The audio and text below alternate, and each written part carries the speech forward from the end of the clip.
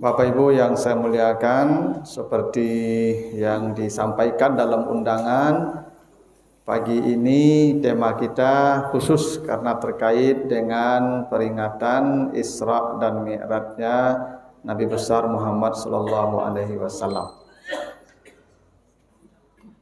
Dalam kesempatan pagi ini kita akan membahas bagian kecil daripada perjalanan Isra dan Mi'raj itu. Karena sudah ada beberapa rekaman ya terkait dengan tema Isra dan Mi'raj ini di seluruh channel ini. Nanti Bapak Ibu lihat sudah ada sekitar 5 atau 6 rekaman dengan pembicaraan yang beda-beda. Karena Isra dan Mi'raj itu minimal ada 3 tujuan. Tujuan pertama, tujuan hiburan. Nabi diperjalankan Allah itu untuk menghibur beliau. Kenapa Nabi dihibur? Itu sudah ada penjelasannya di kesempatan lain, ada di rekamannya. Yang kedua, tujuan utama menjemput perintah salat. Tentu juga sudah saya jelaskan, ada rekamannya, nanti dicek saja. Nah, yang ketiga, Nabi diajak jalan-jalan itu oleh Allah. Tujuannya agar Allah memperlihatkan sebagian dari tanda-tanda kebesarannya, baik Isra maupun Mi'raj. Di surat Al-Isra, perjalanan di bumi, apa kata Allah? Linuriyahu min ayatina. Kami ingin memperlihatkan sebahagian tanda-tanda kebesaran kami kepadanya. Perjalanan Mi'raj atau naik ke langit sampai Sidratul Muntaha, kata Allah di surat An-Najm ayat yang ke-18, itu cerita Mi'raj di situ. Laqad ra'a min ayati rabbihi al-kubra. Di langit sampai Sidratul Muntaha itu Nabi melihat tanda-tanda kebesaran Tuhannya.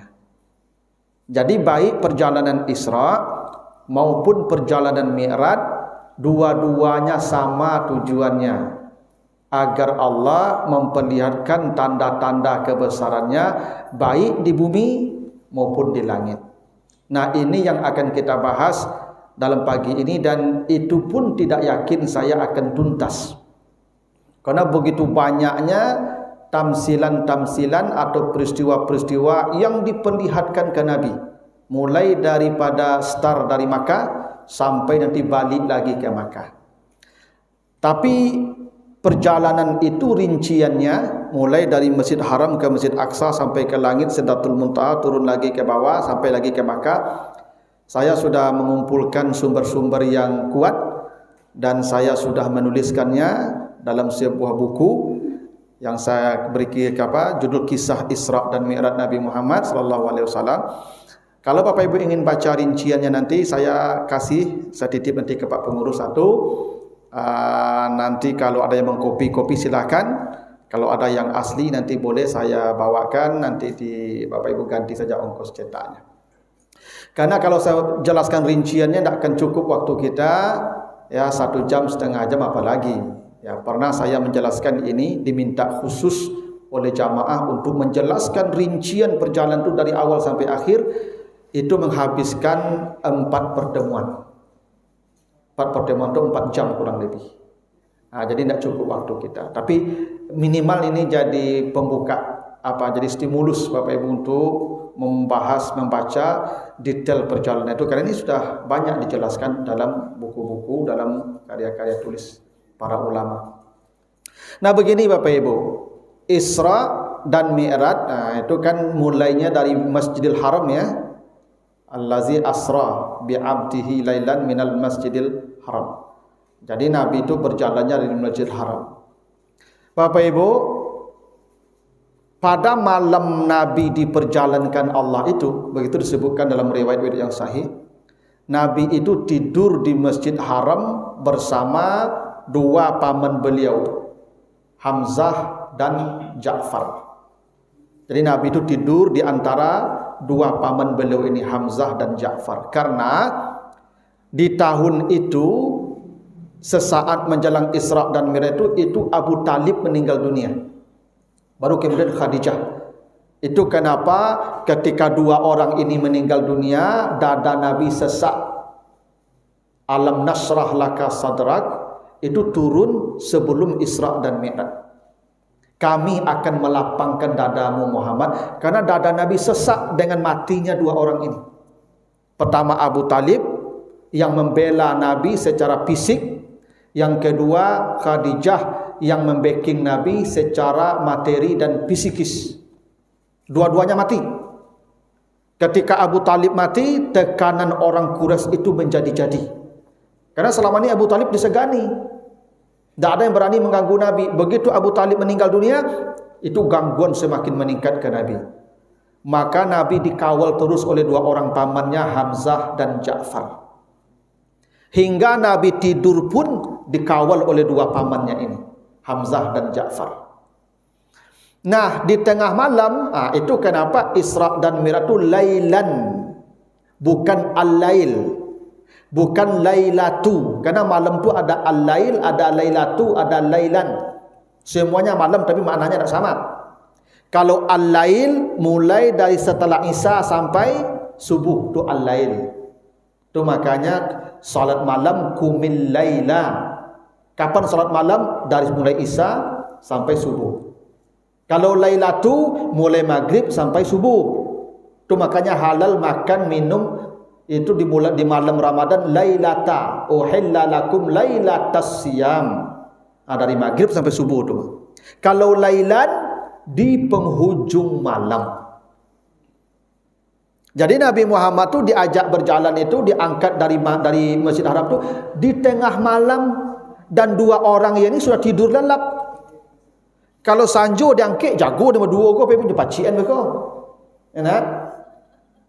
Nabi dijaga dua orang ini. Maka di tengah malam ketika keduanya sudah tidur, baru Nabi diangkat. Diceritakan Nabi itu dibawa itu ke dekat itu telaga Zam-Zam namanya.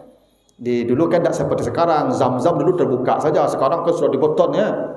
Dulu terbuka saja, orang bebas saja akses ke sana. Di sanalah dada Nabi dibelah. Itu yang dimaksud alam nasrah laka sadrak. Kami akan melapangkan dadamu. Maka diceritakan dibelah dada Nabi oleh Jibril, lalu kemudian dibersihkan dada Nabi dari sesak-sesak itu. Kan dada Nabi sesak, sempit. Maka dilapangkan. Bagaimana cara melapangkan dada Nabi itu? Diangkatlah yang namanya alaqatus sauda, kantong setan. Di dalam hati kita ni Bapak Ibu ada satu kantong hitam. Disitulah tempat setan bercokol. Makanya kata Nabi, inna syaitan jasimun fi qalbil insan. Syaitan itu bersemayam di dalam dada manusia. Jadi syaitan itu dada kita. Makanya allazi yuwaswisu fi sudurin nas. Syaitan itu mewaswas ke dada kita. Itu makanya orang yang sesak dadanya itu sedang mendapat gangguan setan. Karena begitu kata Allah, faman a'rada an zikri wa may ya'shu an zikri rahman nuqayyid lahu syaitan. Siapa yang tidak berzikir, dia dikuasai setan. Dan di ayat lain surat Taha, faman a'rada an zikri fa inna lahu ma'isatan dangka. Siapa yang tidak berzikir, maka dadanya akan sesak. Apa yang buat dada kita sesak? Itu setan. Itu kenapa orang kalau marah, Bapak Ibu, kan sesak dadanya enggak? Karena al-ghadabu minasyaitan, marah itu dari setan. Itu maka orang kalau berang pak emosi, sasak dadonya, sasak angoknya, sasak darahnya, ya kan tuh makanya ndak bantu orangnya loh. Ya, karena sedang dikuasai setan. Nah, jadi Bapak Ibu, Nabi itu dibawa ke Zam-Zam, dekat Zam-Zam itu dibelah dada Nabi. Itu dia masih di area Masjid Haram itu, dan diangkatlah kantong setan tadi. Itulah kenapa alam nasrah laka sadrak, dada Nabi sudah lapang setelah itu. Karena yang menyesak sudah diangkat oleh Jibril. Itu maka Nabi setelah itu tidak ada lagi Nabi marah, kecewa, dendam, tidak ada. Karena dada Nabi sudah lapang. Kantong setannya sudah diangkat. Jadi kau ada apa-apa di rumah mengkarui sekaniangnya, karena kantong setannya lu dangkit itu. Ibu-ibu harus paham. Kan ada apa-apa kan mau kaniang kau bakarui di rumah dak ada senyumnya deh, Bu. Dari pagi dak ada senyum membudui sebetulnya, karena kantong setannya masih kadang tuh. Jadi ibu harus paham itu. Karena apa dak pada dado dibalah lah. Ya, apa dak sama Nabi Muhammad adalah dibalah dado, ibu. Itu.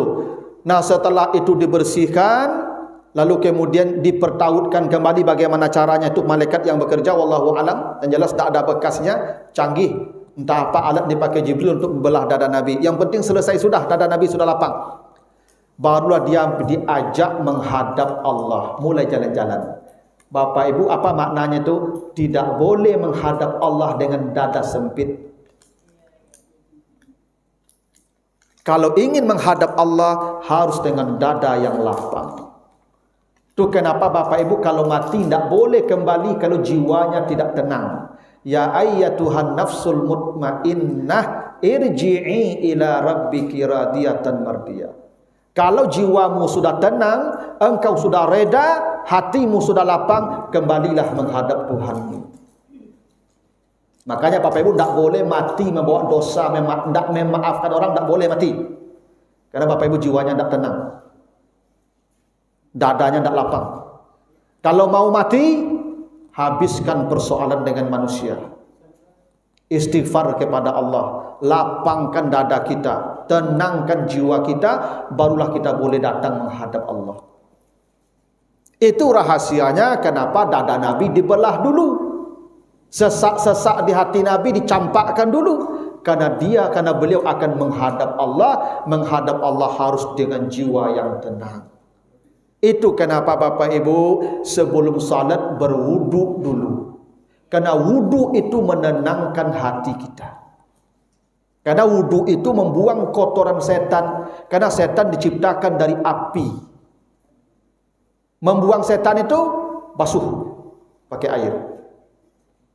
Itu makanya Bapak Ibu sebelum salat itu minta ampun dulu.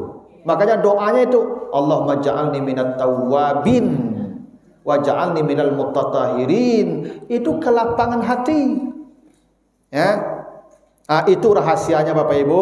Sebelum Nabi start berjalan, dilapangkan dadanya dulu. Tidak boleh menghadap Allah dengan dada yang sempit. Tidak boleh. Ya. Itu makanya kalau marah-marah tidak boleh salat. Tenangkan dulu. Wudu dulu, istighfar dulu, sudah baru salat. Nah, setelah ini dibedah, selesai, bersih, lapang, maka didatangkanlah kendaraan dari sorga namanya Burak. Memang begitu ceritanya Bapak Ibu. Jadi di sorga itu ada kendaraan, itu Burak. Yang diceritakan Burak itu, Masya Allah Bapak Ibu ya, memang ceritanya begitu. Bagian kepala seperti manusia, bagian pinggang, bagian dada seperti burung, bagian ekor seperti kuda. Memang begitu ceritanya. Yang salah itu Burak itu digambarkan dengan wajah wanita cantik. Aduh, salah itu. Seakan-akan Nabi malam tu menaiki wanita cantik. Tak bisa begitu. Bahwa wajahnya seperti manusia, betul riwayat menyebutkan.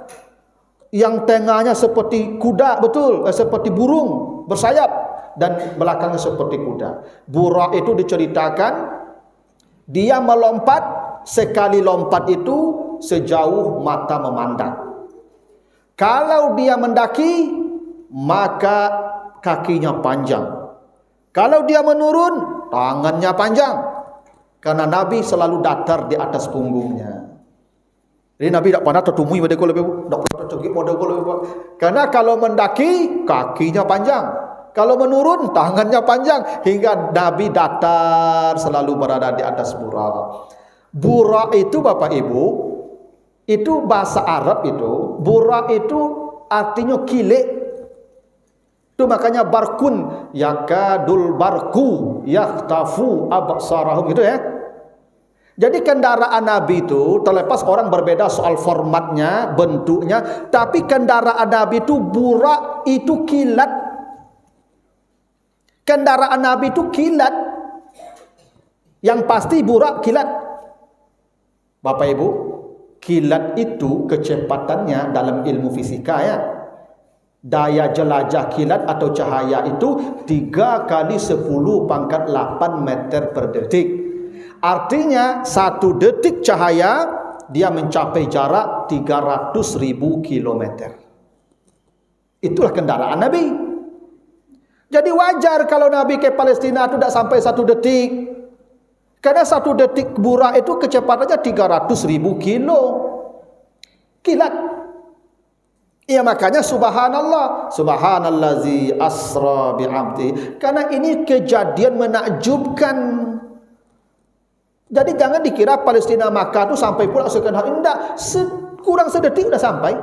Kenapa? Kendaraannya burak. Apalagi yang mendampinginya malaikat Jibril dan Mikail. Malaikat diciptakan dari nur cahaya, kendaraannya burak cahaya, yang mendampinginya nur cahaya, sama kecepatannya. Tidak ada yang perlu diragukan Isra dan Mi'raj itu. Karena kendaraannya burak cahaya, pendampingnya malaikat nur, sama.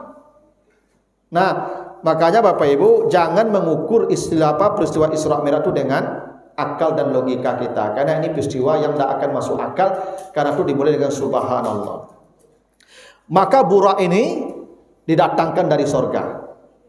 Maka Nabi dipersilahkan naik, ya. Maka mulailah berjalan dari Makkah, mulai berjalan. Lalu diceritakan beberapa saat Nabi berjalan, oleh Jibril disuruh berhenti. Burak tadi di stop, berhenti. Nabi tidak tahu nih berhenti di mana, karena gelap gulita. Kan dari dulu tidak ada listrik, Pak. Tidak ada penerang, Ibu kan? Maka setelah berhenti disuruh Nabi salat 2 rakaat di tempat itu. Muhammad turun, salatlah 2 rakaat. Itu buktinya salat sudah ada sebelum Isra dan Mi'raj. Karena Nabi Muhammad disuruh turun malam itu salat 2 rakaat di sini. Sudah salat. Cuma yang 5 waktu seperti sekarang ini, iya, sejak Isra dan Mi'raj. Tapi Nabi jangan dikira tidak salat sebelum Isra dan Mi'raj. Makanya wahyu yang pertama surat Al-Alaq itu, ara'aital ladzi yanha 'abdan iza shalla. Itu kan wahyu pertama. Nabi sudah salat. Makanya Abu Jahal jengkel melihat Nabi salat sampai ingin mematahkan leher Nabi. Nabi sudah salat di tempat itu, kata Jibril, ya Muhammad turunlah salat. Nabi salat 2 rakaat. Setelah salat lanjut perjalanan. Begitu perjalanan dimulai lagi, tanya, ya Jibril, kita berhenti di mana? Kata Jibril, engkau tadi berhenti di Yasrib, bumi tempat engkau akan hijrah setelah ini. Jadi Nabi Muhammad sudah diberitahu oleh Jibril bahwa dia akan hijrah ke satu tempat namanya Yasrib, yang sekarang Madinah. Dulu Madinah itu namanya Yasrib. Yasrib itu artinya celaka. Oleh Nabi diganti dengan Madinah, tempat tumbuh agama. Karena kata Yasrib pun tidak baik, artinya sama kalau dawak Malang. Malang tu ganti lah yang muju tu. Karena begitu nama-nama yang Nabi itu diganti Nabi. Hingga ada isi Nabi namanya Barrah. Barrah itu artinya anting di hidung. Menikah dengan Nabi diganti nama dengan Juwairiyah. Juwairiyah itu yang dakik dengan Tuhan artinya. Nah, perempuan yang dekat dengan Tuhan itu Juwairiyah. Di kode namanya Carolina, gantilah tuh. Iyalah, ndak Carolina namanya, makasih itu Pak. Gantilah dengan Fatimah. Ya banyak ya nama-nama lain itu. Kok Carolina namanya? Ya, saya tak tahu kalau ada maksud baik, ya wallahu alam lah. Tapi carilah nama yang punya makna doa. Jadi Nabi sudah tahu kalau beliau akan berpindah ke satu negeri namanya Yasrib, dan beliau sudah salat di sana. Di situ kau berhenti tadi. Lanjut perjalanan. Beberapa saat berjalan, berhenti lagi. Kata Jibril, stop. Nabi Muhammad turun, salat di sini. Nabi pun turun, salat lagi 2 rakaat. Setelah salat jalan lagi, ditanya Jibril, "Hey Muhammad, tahu tak engkau salat di mana tadi?" Kata Nabi Muhammad, "Saya tidak tahu salat di mana. Karena gelap, tidak ada indikasi." Kata Jibril, "Engkau salat tadi di bawah pohonnya Musa di kota Madian." Dulu Bapak Ibu kalau baca surat Al-Qasas ayat 22 sampai 24, Nabi Musa kan lari dari kejaran Firaun karena membunuh orang Kipti tanpa sengaja. Murka Firaun, diburu, lari dia tersesat sampai ke Madian.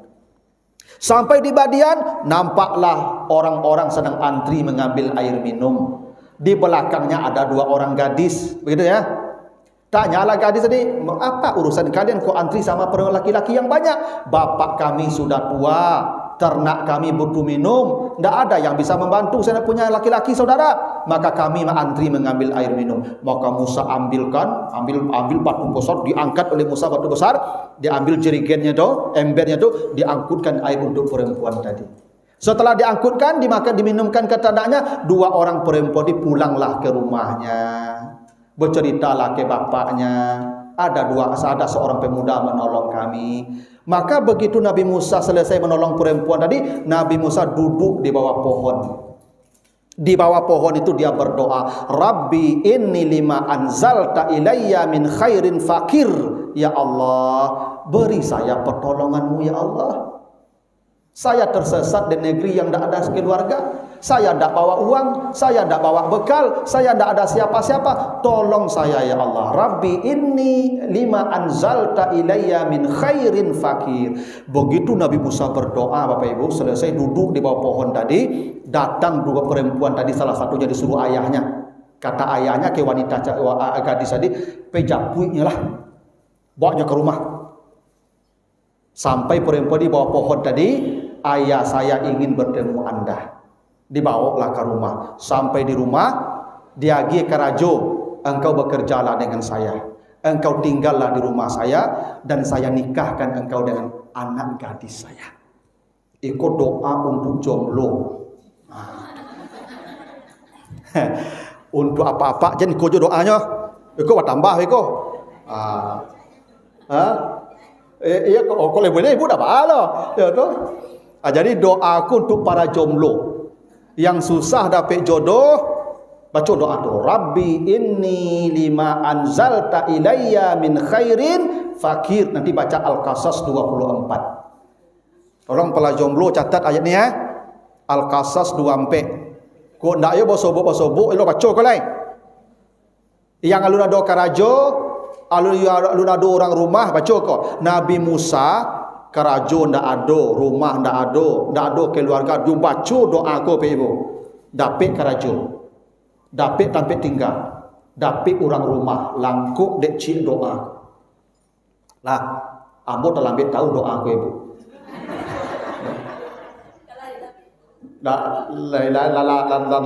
Langsung urut tahu doa ko ibu. Harusnya dari dulu ambo baca doa ko le ibu.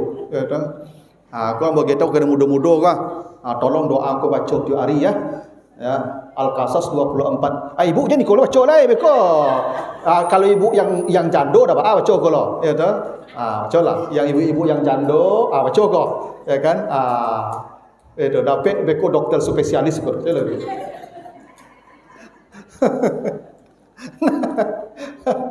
Nah, jadi Nabi Muhammad tu salat di Madian, di tempat Nabi Musa dulu mendapat keberkahan dari Allah, di bawah pohon.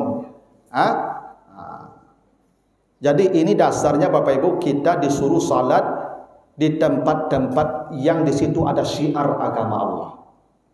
Ya, Madinah tu syiar karena situ tumbuh agama. Di Madian Nabi Musa mendapat keberkahan di situ, dapat kebaikan di sana, dapat hidayah di sana, suruh salat di sana. Ya, maka Nabi salat 2 rakaat, lanjut perjalanan. Berjalan kemudian disuruh lagi berhenti. Berhenti lagi. Berhenti. Kata Jibril, ya Muhammad turun salat. Salat lagi Nabi. Salat lagi. Ya. Setelah salat 2 rakaat ditanya, Muhammad tahu tak engkau salat di mana? Terus Nabi tak tahu saya salat di mana. Kena gelap. Kata Nabi, engkau salat tadi di Bukit Tursina, tempat Musa bermunajat kepada Tuhannya. Yang di surat Al-A'raf 142 ya. Wa wa'adna Musa salasina lailatan fa atmamnahu bi ashrin fatamma miqatu rabbih arba'ina lailatan. Kan Nabi Musa itu meminta kepada Tuhan, ya Allah, saya ingin bertemu engkau. Kata Allah, boleh. Kapan? Ya segitu tanggalnya. Okey, berapa lama? 30 hari. Kata Allah, enggak, tambahlah 10 hari. Baiklah, 40 hari lah, 40 malam. Kata Allah, datanglah ke Bukit Tursina Nabi Musa. Di sanalah Musa bermunajat kepada Allah selama 40 malam. Di puncaknya Musa meminta untuk melihat Allah. Ya Allah, arini anzur ilaika. Saya ingin memandang engkau ya Allah. Setelah 40 malam bermunajat di Bukit Tursina. Apa kata Allah? Lantarani, engkau tidak akan mampu melihat saya. Tidak akan mampu, kata Allah. Tapi Musa ngeyel juga. Cobalah saya lihat itu kan. Udahlah. Maka Allah pun bertajalli ke bukit. Ketika Allah bertajalli ke bukit, kharra Musa sa'iqa. Musa terpental, pingsan. Pingsan Musa apa ibu? Tak sadarkan diri, bukit pecah. Musa pingsan. Itu belum melihat Allah. Allah baru bertajalli di bukit namanya. Bertajalli itu ibu menampakkan penampakannya. Ambo misalnya ibu ka. Ambo ado misalnya ambo ndak do di masjid ko lah. Belatan peci mo sikwa. Ustaz le do di masjid lai. Manyo tu pecinyo. Peci saya ini namanya tajalli saya, bukan saya. Penampakkan bahwa saya ada. Saya taruh peci saya. Allah bertajalli di bukit itu bukan menampakkan Allah, hendak menampakkan penampakannya saja. Itu pun bukit pecah, Musa pingsan, apalagi melihat Allah. Makanya Bapak Ibu, Nabi Musa itu ketika Nabi Muhammad turun dari langit, turun dari Sidratul Muntaha, di langit ke-7 ada Nabi Ibrahim. Ada Nabi Ibrahim. Tapi begitu Nabi turun ketemu Ibrahim, itu say hello saja. Bye, assalamualaikum, turun. Tak ada pertanyaan. Begitu sampai ke Nabi Musa di langit ke-6, stop. Di stop Musa, Pak. Muhammad, apa yang engkau dapatkan? Kata Nabi Muhammad, salat. Berapa? 50 kali. Naik balik. Bertemu kembali dengan Tuhan, minta kurang. Kenapa? 50 kali itu berat bagi umatmu. Umat saya itu besar-besar. 50 kali tidak taluk daripada kamu. Apalagi umat engkau ketek-ketek, palaluk. Tak taluk. Ya cubalah bayangkan Pak Ibu 50 kali. Waktu 24 jamnya. Sekali setengah jam sebayang mikir tu mah. Sekali setengah jam azan mikir tu mah. Beda. Bayangkan ibu sekali setengah jam azan, ibu lupi lah sakit, pinggang lah payah, mego-ego berjalan tiba di rumah, kamu kena azan orang balik. Lari ke masjid balik. Bekul sudah semayang baik ego lah pulang tiba di rumah, kamu kena azan balik. Lari balik. Kasudahnya yang tukang azan kena berang cik sebentar dia azan panjang sang mana dah. Sedangkan 5 kali kau saya buat lah balik aja. Nak coba bayangkan 50 kali azan, mungkin toa aku dicampat orang ni kau. Sedangkan 5 kali azan 4 lah banyak je orang tergaduh tawa ke Pak. Indah. Jadi Nabi Musa tu begini rahasianya. Nabi Musa tu menyuruh Nabi Muhammad naik kate tu bukan urusan salat. Urusan salat tu tak ada pentingnya dengan Nabi Musa. Mau 100 kali, mau 10 kali, mau 1000 kali, urusan kamu dengan umatmu. Tak urusan saya itu, kata Musa. Urusan Musa itu baku disuruh Nabi naik ke langit, Bapak Ibu, naik ke aras balik, bersobok di Tuhan balik. Karena Nabi Musa ingin mengetahui seperti apa pertemuan Nabi Muhammad dengan Allah, yang itu dia gagal merasakannya. Musa pernah sudah berhadapan dengan Allah tapi pingsan. Tak jadi dia bertemu Allah. Nabi Muhammad bertemu langsung tanpa hijab. Maka Musa ingin mendengar cerita pertemuan itu. Itu disuruh naik balik, turun balik, cerita kamu balik, naik balik, cerita balik. Yang diinginkan Musa itu cerita pertemuan Nabi dengan Tuhan, bukan urusan salat. Urusan salat itu modus saja itu. Modus saja itu. Yang diinginkan Musa, dia ingin menikmati bagaimana cerita bertemu dengan Allah yang dulu dia gagal mendapatkan itu. Nah, itu rahasianya hanya Nabi Musa yang mencegat. Pada Nabi Ibrahim sudah salat, baca surat Ibrahim 37, Nabi Ibrahim salat. Nabi Isa ketemu di langit ketiga, Nabi Isa juga salat, wa ausani bis salati waz zakati ma dumtu hayyan, tapi Nabi Isa tidak ada menyuruh Nabi naik. Tidak ada bertanya-tanya, turun saja. Kenapa? Karena urusan Musa bukan urusan salat, urusan dia ingin mendengar bagaimana indahnya pertemuan dengan Allah. Bertemu dengan Allah itu keindahan yang paling puncak. Sorga itu tidak bernilai di ujung kuku dibandingkan bertemu dengan Allah. Makanya penduduk sorga nanti ketika di sorga mereka ditanya, apa yang kalian inginkan? Bertemu dengan engkau seperti engkau janjikan. Wujuhu yawma izin nadirah ila rabbiha nazirah. Tidak ada kebahagiaan melebihi bertatap, ya, menatap wajah Allah. Dan itu didapatkan Nabi Musa gagal. Tapi Nabi Muhammad disuruh salat di Bukit Tursina, tempat Nabi Musa bermunajat dan menerima wahyu dari Allah. Tempat suci terkait dengan syiar agama Allah. Disuruh salat di sana. Jalan. Setelah jalan, berhenti lagi Nabi. Kata Jibril, berhenti, stop. Turun. Dah salat lagi. Setelah salat 2 rakaat ditanya, Muhammad, tahu enggak engkau salat di mana? Kata Nabi, saya enggak tahu salat di mana. Kata Jibril, engkau salat di Bethlehem, tempat Nabi Isa dilahirkan ibunya Maryam, di bawah batang korma, kata Jibril. Jadi Maryam itu dilahirkan di bawah batang korma, bukan di bawah pohon cemara. Baca surat Maryam mulai ayat yang ke-16. Di bawah pohon korma. Itu kenapa ketika Maryam melahirkan anaknya disuruh menggoyangkan korma dengan badannya.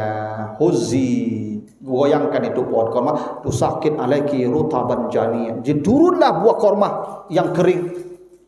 Buah korma yang kering itu adanya di musim panas. Rataban itu hanya ada di musim panas. Dan Allah menyebut ketika Nabi Isa lahir, yang diturunkan dari pohon korma itu rataban, korma kering. Dan itu alasannya Nabi Isa lahir di musim panas, bukan di musim dingin. Al-Quran sebut begitu. Ya, jadi kalau Desember keliru itu. Di musim panas dan di bawah pohon korma. Itu makanya ibu-ibu sudah melahirkan tuh minum sari korma, makan korma. Karena itu perintah Allah suruhkan ke Maryam, makanlah korma. Nah, karena korma itu baik untuk ibu-ibu yang habis melahirkan. Itu. Maka Nabi Muhammad pun salat di sana di Bethlehem namanya. Bethlehem itu bahasa Syriania. Bait rumah. Lehem itu Allahumma bahasa Arabnya. Bait Allahumma kalau bahasa Baitullah. Bethlehem namanya itu rumah Allah. Maka Nabi salat di sana, selesai salat lanjut perjalanan baru sampai ke Masjid Aqsa. Di Masjid Aqsa itu pun Nabi salat pula 2 rakaat bersama para nabi. Begitu ceritanya. Jadi di sana Nabi salat itu bersama para nabi, semua salat di belakang Nabi. Ya, makanya Nabi jadi imamnya para nabi. Ya, makanya di akhirat kala ya Nabi itu imamnya para nabi. Ketika nanti di padang mahsyar tidak ada nabi satupun yang bisa yang berani meminta hisab kepada Allah, hanya Nabi Muhammad. Semua orang menemui Nabi, tidak ada yang berani nabi-nabi meminta kepada Allah. Itu kenapa kata Nabi, tidak akan ada masuk surga umat-umat yang lalu, nabi-nabinya, kecuali saya dan umat saya sudah masuk surga semua. Itu hebatnya kita nih Pak.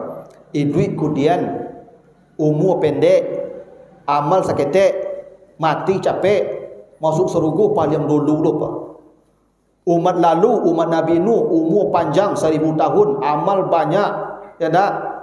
Tapi masuk surga kudian. Tak hebat jadi umat Nabi Muhammad tu Pak. Ya, baru 1 tahun baru ke Mas Haji, mati Pak. Paling dulu masuk surga. Ya, berapa hebatnya umat Nabi Muhammad tu Pak.